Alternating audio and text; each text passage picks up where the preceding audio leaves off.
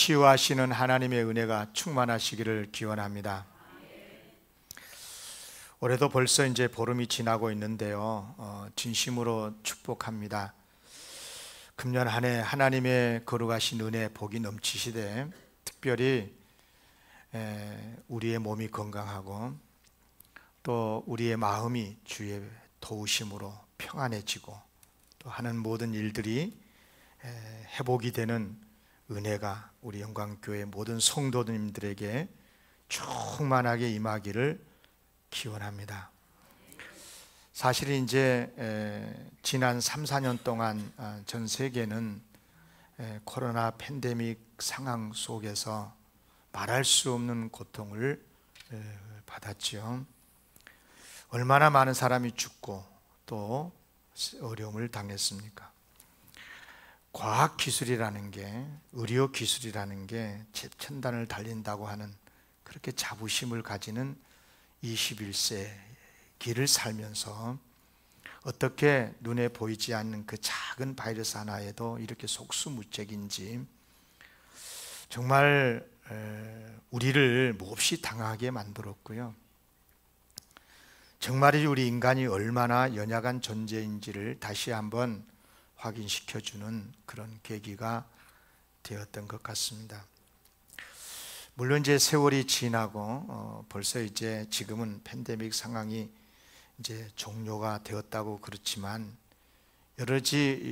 여전히 지금까지도 사회 구석구석에는 그 후유증이 계속되고 있지 않습니까?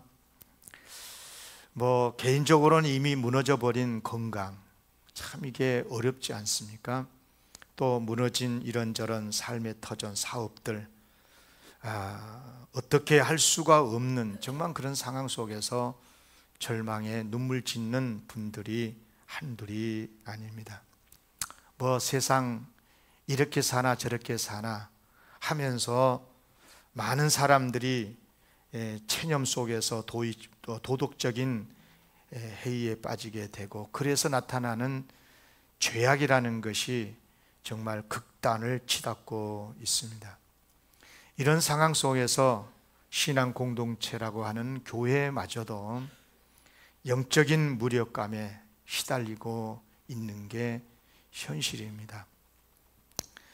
정말 저는 코로나가 이제 어느 정도 끝날 수 있다라고 하는 때에 빨리 제가 기도 중에 정부가 코로나 지금 종료니까 예배 드리세요 이렇게 해줄 정부도 아니고 나라도 아니고, 이건 신앙의 결단이 필요하겠다 싶어서 목회적으로 장로님들과 의논해서 코로나 중에서도 오후 예배를 시작하고 식사를 시작하고 그렇게 하긴 했습니다마는, 지금도 저 자신도 굉장히 이 목회자로서 솔직히 마음 한켠에는 무력감이 있습니다. 이것을 극복하지 못해서 많은 교회가 지금도 오후 예배가 중지된 교회가 여전히 많고요. 새벽 예배는 이미 사라진 지 오래되고 교회 학교도 많이 무너진 것이 현실입니다. 정말이지 코로나 바이러스 못지않은, 그보다 더 극심한 그 후유증이 참 우리 인간을 얼마나 어렵게 하고 있는지 모릅니다.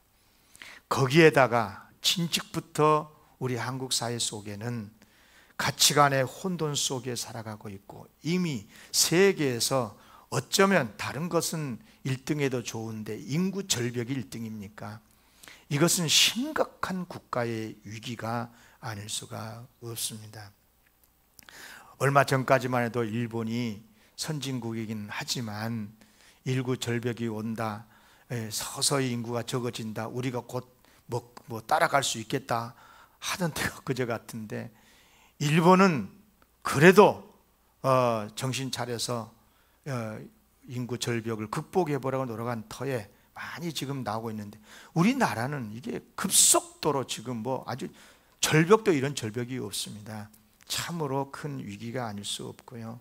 거기에다가 환경 위기, 기후 위기, 전쟁까지 정말 개인적으로, 사회적으로, 국가적으로 이 지구촌이 온통 지금 몸살을 앓고 있는 게 사실입니다.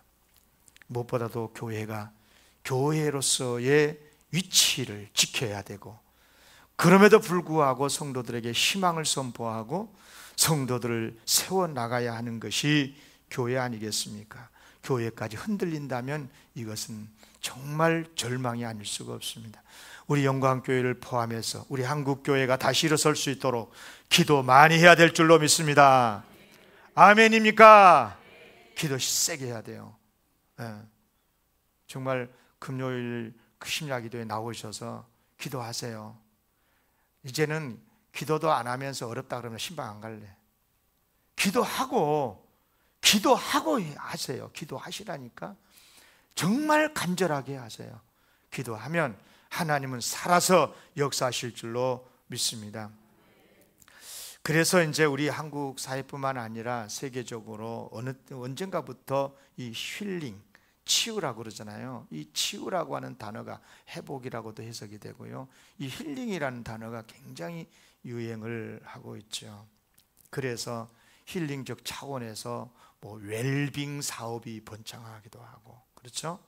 뭐 이제 몸의 건강도 건강이지만 마음이 이게 뭐 애롭고 고독에 쌓여서 치유가 안 되면 정말 이건 뭐 심각한, 정말 이게 육체 어떤 질병보다도 우울증이라는 이 질병이라는 게 굉장히 무섭거든요. 마음의 평안을 그래서 추구하는 이런 사업들이 굉장히 번창하는 것 같습니다. TV를 보면 그래서 뭐 힐링 프로그램들이 많이 있어요. 저는 개인적으로 새벽기도 마치고 나면 집에 가면 이제 어느 방송에서 뭡니까, 걸어서 세계 속에 뭐 이런 프로그램들이 있더라고요. 참 좋아하는데 제가 뭐 다 가보지는 못하지만 그렇게 하면서 세계가 이런 문화가 있구나, 이런 경치가 있구나, 그렇게 보면서 많이 제 자신이 힐링을 합니다.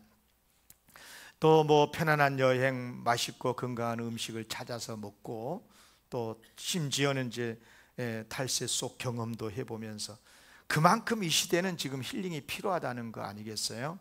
심지어는 이제는 죽음조차도 정말 품 있게 죽고 싶다, 존엄한 죽음을 이야기를 하면서 소위 웰다잉, 죽되 잘 죽자, 폼나게 죽자, 뭐 이런 이야기까지 하면서 그런 것조차도 유행을 하고 있는 것 같습니다. 그래서 우리 총회 교단도 금년 2024년은 치유되는 교회가 되어야 되겠다, 이 세상을 치유하는 교회가 되어야 된다.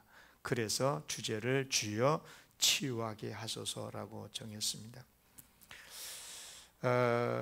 그래요, 치유되어야 됩니다. 그러나 이런 소위 힐링 프로그램들이 과연 우리 인생의 상처들을 근본적으로 치유할 수 있을까 하는 것입니다. 너무 깊어버린 상처, 정말 그 무엇으로도 이게 회복이 불가능할 것 같은 그런 어려움 속에 절망에 빠져 있는 그런 심령들 어떻게 온전히 다시 치유시킬 수 있겠습니까? 회복시킬 수 있겠습니까? 그런데 오늘 본문 하나님께서 말씀하십니다. 우리에게 놀라운 희망의 말씀을 주고 계십니다. 26절 다 같이 함께 읽겠습니다. 시작. 이르시되 너희가 너희 하나님 나 여호와의 말을 들어 순종하고 내가 보기에 의를 행하며 내 계명에 귀를 기울이며 내 모든 규례를 지키면 내가 애굽 사람에게 내린 모든 질병 중 하나도 너희에게 내리지 아니하리니 나는 너희를 치료하는 여호와임이라. 나는 너희를 치료하는 여호와임이라. 아멘. 하나님께서는 스스로 당신 자신을 어떻게 선포하셨느냐? 나는 너희를 치료하는 하나님이시다. 여호와 라파, 치료하시는 하나님이시다. 아멘. 그렇습니다. 진정한 힐링, 그것은 하나님 안에 있음을 믿습니다. 오늘 저는 이 예배 시간에, 아니 올 한 해 동안 하나님께 드리는 모든 예배를 통해서 정말 하나님이 여러분들을 만나 주시고 새롭게 해 주시고 치료해 주시는 은혜를 체험하기를 원합니다. 그래서 실제 여러분의 삶 속에 이런 치유의 능력으로 살아가는 그런 삶을 진짜 누리시기를 바라고요. 네. 어려워도 어렵다 하지 마시고 어려움을 이겨내는 능력이 있으면 되지 않겠어요? 면역이 중요하잖아요. 면역이, 은혜의 면역이 강하면은요 이겨낼 수 있습니다. 그리고 이 치유의 은혜를 어렵게 살아가는 이웃들과도 나눌 수 있는 한 해가 꼭 되시기를 주의 이름으로 기원합니다. 오늘 말씀은 이렇게 시작을 하죠. 22절에 보면 모세가 홍해에서 이스라엘을 인도하며 그들이 나와서 수르 광야로 들어가서 거기서 사흘 길을 걸었으나 물을 얻지 못했다 그랬어요. 이스라엘 백성이 출애굽을 했죠. 애굽에서 이제 구원을 받았어요. 해방을 받았어요. 그리고 이제 추격해 오는 애굽 군대를 이제 수장시키고 홍해를 건넜지요. 그리고 나서 광야로 들어가는데, 수르 광야입니다. 처음 들어가는 광야가요. 그런데 그 수르 광야에 들어가서 사흘 길을 갔는데 물을 얻지를 못했다 하는 아픔의 이야기죠. 여러분요, 이스라엘 백성들에게 있어서 홍해바다 사건이라는 것은 정말 영원히 잊을 수 없는 위대한 사건이에요. 출애굽의 사건도 정말 그렇죠. 400년이 넘는 세월 동안 종살이에 있었던 그 애굽 제국에서 해방을 받는다, 이건 기적이죠. 그러나 하나님의 그런 기적의 역사 속에서, 그런데 또다시 이제 애굽 군대가 추격해 왔을 때 홍해를 육지같이 건널 수 있었다. 그리고 뒤따라오는 애굽 군대를 다 수장을 시켰다. 여러분요, 홍해바다 사건은요 이스라엘 백성들에게 있어서 영원히 경험할 수 없는 빅 하나님의 이벤트거든요. 정말 놀라운 역사가 아닐 수가 없어요. 왜냐? 명실공히 바로 홍해바다 사건은요 완전한 출애굽을 의미하는 사건이거든요. 왜? 이 사건으로 인해서요 이스라엘 백성은 또다시 바로와 애굽 군대를 보지 않게 되거든요. 예. 그러니까 출애굽을 할 때만 해도 혹시 뒤따라오면 어쩌냐, 애국 군대가 또 추격해 오면 어떠나 겁을 냈거든요. 그런데 아니나 다를까 추격해 온단 말이에요. 그러나 하나님의 홍해바다 사건을 통해서 이스라엘 백성은 육지같이 건너게 하시고 애굽은 다 군대는 수장을 시키시는, 다시는 애굽 군사를 보지 않게 하시는 역사, 얼마나 기뻤을까요? 그래서 모세가 정말 홍해바다 사건 후에 여호와 하나님의 위대하신 역사를 찬양을 합니다. 이어서 그의 누이 미리암 그리고 다른 여인들이 춤을 추면서 하나님의 구원을 찬양하지 않습니까? 한 절만 볼게요. 출애굽기 15장 21절, 오늘 본문 바로 앞에 절입니다. 뭐라 그럽니까? 미리암이 그들에게 화답하여 이르되 너희는 여호와를 찬송하라. 그는 높고 영화로우시며 말과 그 탄 자, 애국 군사죠. 추격해 왔던 말과 그 탄 자들을 다 바다에 던지셨음이라, 수장시키셨음이라 하였더라. 아멘. 여러분, 그 환경을 한번 여러분 상상해 보세요. 얼마나 기쁨이 넘치고 감격이 넘치는 그 현장이었겠습니까? 상상이 되죠? 그런데 그랬던 그들이 홍해바다 사건 이후에 갑자기 변해요. 하나님을 향하여, 모세 지도자를 향하여 원망에 사로잡히고 맙니다. 왜? 물을 얻지 못하니까. 물이 없어져 버렸어요. 홍해에 나와서 수르 광야에서 들어가 사흘 길을 갔는데도 마실 물이 없다. 이건 죽음이잖아요, 물이 없으면.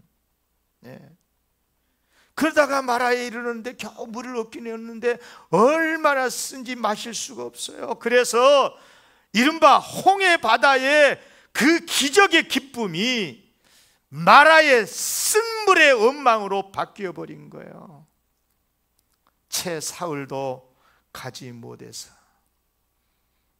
기쁨에서 원망으로 바뀌어 버리는 사람들, 이게 인간이에요. 어제 기뻤다가 오늘은 원망하고.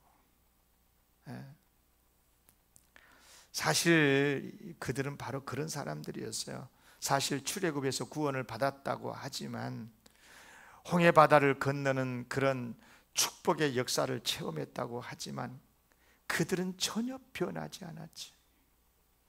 구원을 받았으나, 기적을 체험했으나 변하지 않는 기질의 사람들, 언제나 이들이 문제죠. 오랜 세월 애굽 종살이를 하면서 그들은 평생을 노예로서 그 고통스럽게 노동을 하면서 조금만 힘들어도 늘 세상 탓하고 원망하고, 그런데 익숙해버린 사람들. 물론 그래요. 억압, 학대, 고된 노동으로 인해서 탄식하면서 원망한다는 것은 예나 지금이나 사람은 다 똑같습니다. 그게 당연한 인간의 속성이고 성품이 아니겠습니까? 그러나 중요한 것은 이런 그들을 향하신 하나님의 모습이에요. 어떻게 하셨습니까? 그들에게 은총을 베푸세요. 그들의 조상 아브라함과 이삭과 야곱과 일찍이 세웠던 언약을 잊지 않으시고, 하나님께서 그들의 후손인 이스라엘, 애굽의 노예 속에서 살아갔던 그들, 모세를 보내가지고 그들을 구출해내시고. 여러분, 이 세상에 복된 일, 위대한 일이 많다고 하지만 죄와 사망의 권세에서 구원을 받는 이 일만큼 복된 일이 어디 있습니까? 마귀의 자녀로서 마귀의 속박에서 이리 가라면 이리 가고 저리 가면 저리 가고, 이사조차도 내 마음대로 가지 못하고 점쟁이한테 찾아가서 날 받고 방향 정했던 그런 사람들, 마귀의 속박에서 살다가 하나님의 자녀가 되는 자유인의 권세를 얻는 것만큼, 여러분, 이것만큼 기적적인 것이 어디 있어요? 그래요. 이 세상에 위대한 일 많다고 하나 하나님께서 죄와 사망에서, 사탄의 권세에서 뺏어서 우리를 하나님의 자녀 되게 해주시는 이 놀라운 권세, 이 능력만큼 위대한 일은 없는 줄로 믿습니다. 그런데 하나님께서는 예수 그리스도를 믿는 순간 이런 놀라운 은혜를 우리에게 부어 주셨습니다. 얼마나 감사합니까? 할렐루야. 믿습니까? 그런데 꼭 잊지 말아야 할 것이 있어요. 그렇게 출애굽의 기적, 애굽을 육지같이 건너는 기적, 추격하는 원수를 수장시켜버리는 하나님의 능력, 그런 것들을 체험했던 하나님의 백성들이라도 가다 보면 그 가는 길이 광야이기에 마라의 쓴물도 만난다는 것을 기억하십시오. 구원받은 그리스도인이라고 해서 모든 것이 다 형통하고 평탄하고 그러지 않아요. 그 나라, 하나님의 나라에 이를 때까지는 광야 같은 이 세상을 거쳐야 하는 것이 우리 인간의 숙명인 거예요. 그러지 않습니까? 건강에 어려움이 오잖아요. 질병의 쓴물. 누가 사업 망하려고 개업합니까? 그러나 일을 하다 보면 실패의 쓴물도 만나고, 진하게 쓴물, 그렇게 일찍부터 공부하고 그 비싼 돈 들여서 학원 다니면서도 진하게 실패하는 아이들을 보면 얼마나 마음이 안쓰러워요. 인간관계 쓴물도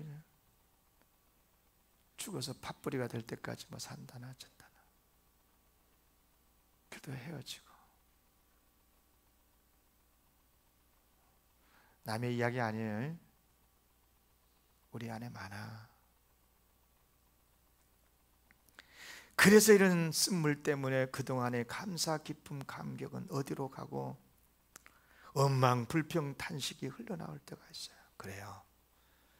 드리고 싶은 말씀은 뭐냐면 이게 딴 나라 사람들의 이야기가 아니고 바로 여러분과 저의 이야기라 이 말이에요. 그러면 이제 우리가 들어야 될 메시지는 뭐냐면 이런 마라의 쓴물 앞에서 하나님을 원망 안 했으면 좋겠는데 원망하고 있는 이스라엘 백성들을 향하신 하나님의 역사예요. 하나님 어떻게 하시냐는 거예요. 25절 모세가 여호와께 부르짖었습니다. 여호와께서 그에게 말씀하십니다. 한 나무를 가리키시니 그가 물에 던지니 물이 달게 되었더라. 거기서 여호와께서 그들을 위하여 법도와 율례를 정하시고 그들을 시험하실세. 하나님께서는 원망하는 그들 책망하시거나 징계하지 않으시고 한 나무를 가리켜 지시하십니다. 그리고 그 나무를 물에 던지라 하시니 모세가 물을 던졌어요. 쓴물이 단물이 되었더라. 아멘. 따라하겠습니다. 아무 나무가 된 게 아니다. 무슨 뜻인지 알겠어요? 이양이면 소나무 그게 아니고 하나님이 지시하신 그 나무. 따라합시다. 하나님께서 지시하신 그 나무, 그 나무를 들어 던졌을 때 쓴물이 단물이 되는 줄로 믿습니다. 내 판단하지 마시고 내 기준에 좋은 나무, 안 좋은 나무 구분하지 마시고 하나님께서 지시하신 바로 그 나무. 모르겠어요. 그 나무가 어떤 나무였는지. 어떤 학자들은 참 이런데 굉장히 그 연구가들이 있어요. 그 나무가 무슨 나무였을까 찾아보고 그런 사람들이 있어요. 학구파 있어요. 또 그런 분들 덕분에 또 알게 됐는데 시나이 반도 지역에 자생하는 구루쿠드라고 하는 나무가 있대요. 아마 그 나무가 아니겠냐. 저도 모르고 다 몰라. 성경이 없으니까. 중요한 것은 뭐냐? 그 나무가 어떤 나무냐가 아니라 하나님께서 지시하신 그 나무를 문에 던졌더니 역사가 일어났다. 아멘. 그리고 더 중요한 것은 그 나무가 바로 장차 오실 메시아가 지실 십자가를 의미한다는 거예요.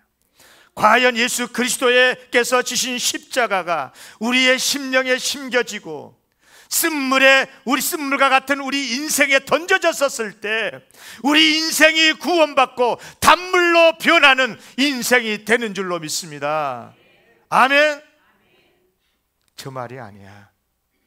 이사야 선지자는 말했습니다. 그가 찔림은 우리의 허물 때문이요 그가 상함은 우리의 죄악 때문이라. 그가 징계를 받음으로 우리는 평화를 누리고 그가 채찍에 맞음으로 우리는 나음을 받았도다. 아멘.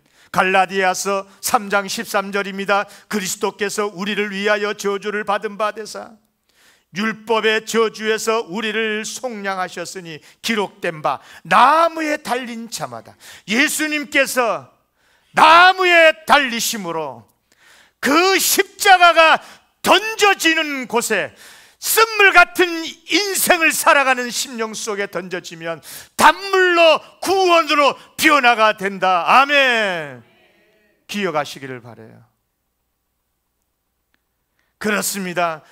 과연 우리 하나님께서는 예수 그리스도의 십자가를 통해서 오늘도 우리를 치료하고 계시는 줄로 믿습니다. 그가 어떤 사람이든지 어떤 죄인이라 할지라도 예수 그리스도 앞에 겸손히 엎드리고 예수 그리스도의 십자가 앞에 나올 때 하나님께서는 그 인생을 쓴물 같은 인생의 삶을 치료하시고 단물로 바꿔주실 줄로 믿어요. 다시 말씀을 드립니다. 쓴물 인생이 있을 수 있어요. 그러나 십자가를 붙드세요. 하나님께서 지목하신 그 나무의 십자가, 그 나무 예수 그리스도 십자가 붙들면 반드시 치료의 은혜를 주실 줄로 믿습니다.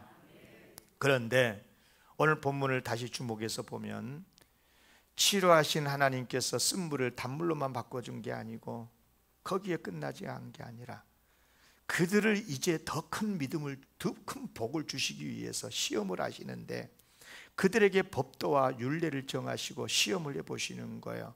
자, 보세요. 26절 다시 봐봐요. 이르시되 너희가 너희 하나님 여호와의 말을 들어 순종하고 내가 보기에 의를 행하며 내 계명에 귀를 기울이며 내 모든 규례를 지키면, 여러 가지를 말씀을 했는데 딱 정리할게요. 하나님의 말씀을 사모함으로 경청하고 그 말씀을 듣고 순종하면 이게 하나님의 법도입니다. 저는 설교하는 목사잖아요. 여러분 설교 듣고 있죠? 네. 금년엔 설교를 좀 작게 좀 해보려고 원고 가감하게 한 페이지 던져버렸어요. 그런데도 하다 보니까 그냥 제가 습관이 돼갖고 길어질 수도 있어요. 그러니까 그렇게 알고 노력하고 있다는 것을 기억해 주시고, 아무튼 그런데 하나님 말씀을 들을 때 들리는 대로 듣지 마세요. 사모함으로 들으세요. 아멘 해봐요. 제가 여러분들에게 은혜 끼치지 않아요. 죽었다 깨어나도 오경남 목사 설교가 여러분들을 못 살려. 아무리 제가 불을 토하는 설교를 하더라도 여러분이 들려지는 대로 스쳐 지나가는 소리로 들으면 여러분 안에 역사 없어요.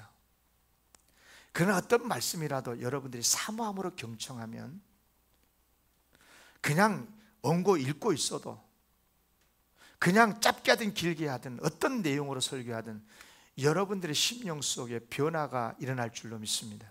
왜? 말씀에는 그 자체가 능력이 있거든요. 그리고 성령께서 말씀을 하실 때 여러분들 속에서 역사하시거든요. 아멘. 그렇게 되면 그 말씀을 들을 때, 듣게 되면 그 말씀을 순종할 수밖에 없다 그 말이에요. 그렇게 되면 어떻게 하시느냐? 26절 하반절, 내가 애굽 사람에게 내린 모든 질병 중 하나도 너희에게 내리지 아니하리니 나는 너희를 치료하는 여호와임이라. 아멘. 하나님의 말씀이 내 안에서 역사해서 그 말씀을 순종하게 되면, 주님의 말씀에 기울여서 그 말씀을 따르게 되면 뭐냐? 애굽 사람에게 내렸던 어떤 질병도 너희에게 내리지 않겠다. 왜? 나는 너희를 치료하시는 하나님이시니까. 아멘. 꼭 기억했으면 좋겠어요. 여러분 말씀을 들을 때마다, 말씀을 사모함으로 들을 때마다 그 말씀이 여러분들에게 율례가 되고 여러분이 지킬 수밖에 없는, 내가 지켜야 되겠다는 그런 하나님의 계명이 되시기를 바랍니다.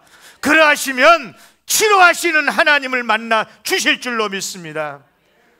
쓴물을 단물로 바꿔줄 뿐만 아니라 애굽 사람에게 내렸던 어떤 질병 중 하나도 여러분에게 안 내리신다고 약속하시잖아요. 얼마나 감사해요. 여러분 잘 들으세요. 하나님께서 애굽 사람들을 심판하신 이유는요, 물론 그들이 우상을 숭배하고 당신의 백성들을 학대하고 그런 이유도 있지만 하나님 말씀을 안 들어서 그랬어요. 저 말이 아니에요. 출애굽기 5장 3, 4절에 나와요. 그들이, 여기는 모세와 아론을 말합니다. 그들이 찾아갔잖아요. 아론 왕이 바로 왕한테 이르되 히브리의 하나님이 우리에게 나타나셨다.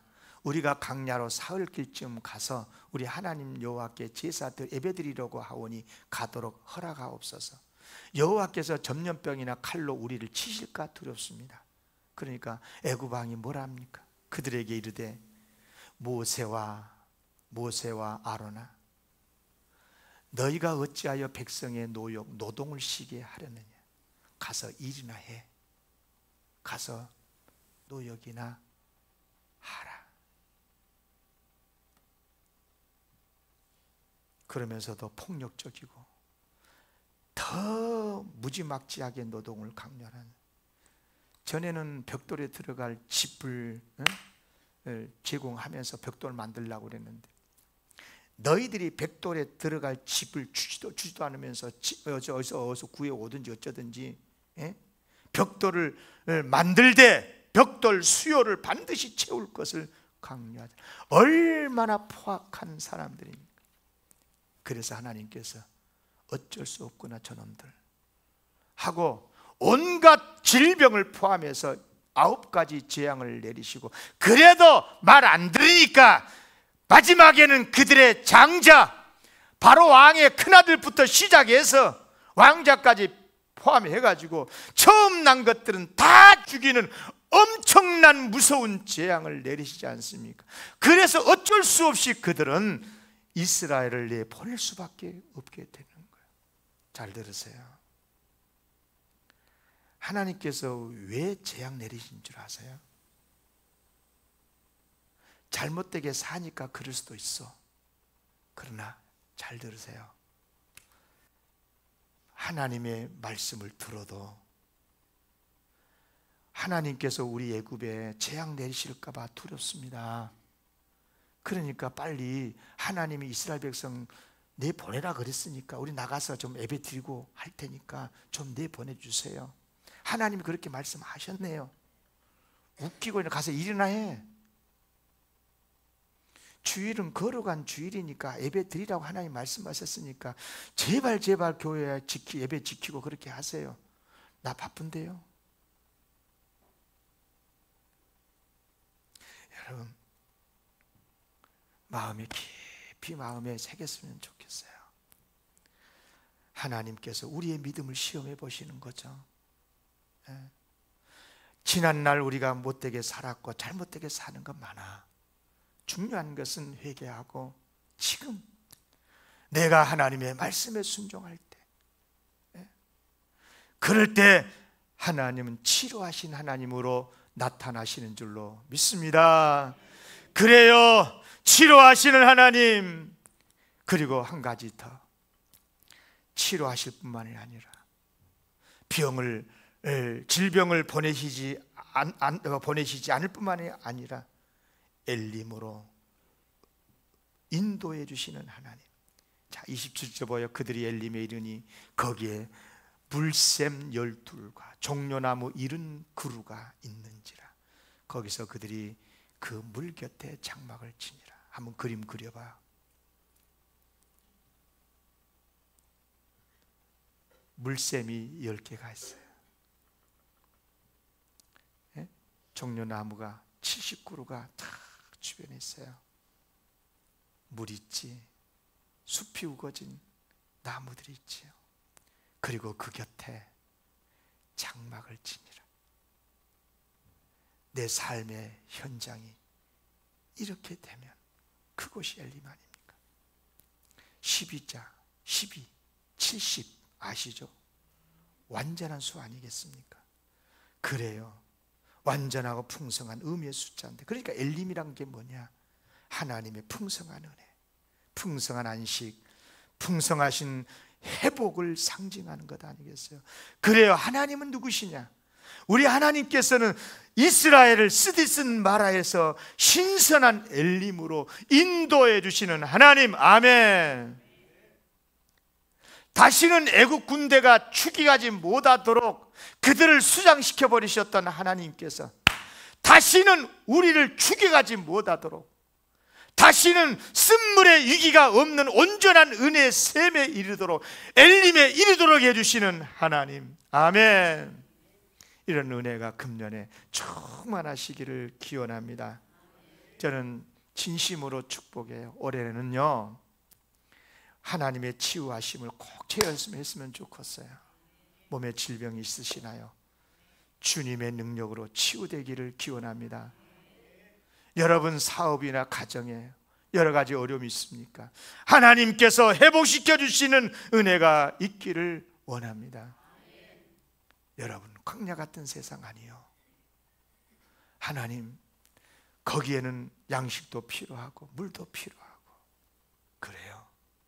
그런데 살다 보면, 가다 보면 마라도 만나고 여러 가지 장애도 있어요.